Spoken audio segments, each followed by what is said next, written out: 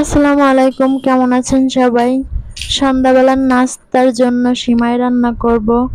তার জন্য এখানে দুধটা জাল করে নিচ্ছি। আর সিমাই রান্না করাটা তো খুবই সহজ ব্যাপার। এটা অনেক অল্প সময়ে রান্না করে ফেলা যায়। আর তারপরে হচ্ছে লাচ্ছা সিমাই, এটা রান্না করা তো খুব বেশি ঝামেলাই না। তো সন্ধ্যাবেলার নাস্তা হিসেবে আজকে সিমাই রান্না করতেছি। তো এখানে সিমাই রান্না করার জন্য দুধটা জাল করতেছি। দুধের ভিতরে দিয়ে দিলাম লবণ, তেজপাতা, 2-3টা এলাচ, তারপরে দিয়ে দিলাম পরিমাণ মতো চিনি। তো সবকিছু দিয়ে দুধটা ভালো করে জাল করে নিয়েছি। এখন হচ্ছে সিমাইটা রেডি করে নিচ্ছি। তো এখানে আমি একটা বাটি নিয়েছি আর তার ভিতরে আমি লাচ্ছা সিমাইগুলো সুন্দর করে সেট করে নিচ্ছি।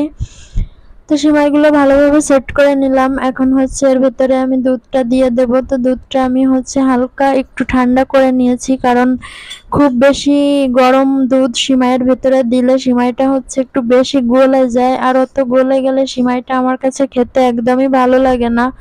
এই জন্য আমি দুধটাকে হালকা একটু ঠান্ডা করে নিয়েছি, যাতে সিমাইটা একদম গলে না যায়। তার জন্য এভাবে করলে হচ্ছে সিমাইটা একটু শক্ত শক্ত থাকে, খেতেও ভালো লাগে।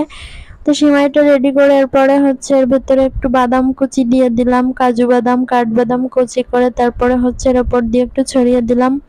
তো এটা আমার সিমাই রেডি। এখন হচ্ছে আমার মেয়েকে দিব, তো তার জন্য হচ্ছে বাদামগুলো সরিয়ে রেখে শুধু সিমাইটা উঠাচ্ছি, কারণ আমার মেয়ে খাবারের ভিতরে কোনো কিছু পছন্দ করে না, বাদাম কিশমিশ এগুলা খেতে চায় না। এই জন্য হচ্ছে ওর জন্য বাদামগুলো সরিয়ে রেখে শুধু সিমাইটা উঠিয়ে দিলাম। তো ভিডিওটা ভালো লাগলে লাইক কমেন্ট শেয়ার করবেন। আজকে ভিডিওটা এ পর্যন্ত। আল্লাহ হাফেজ।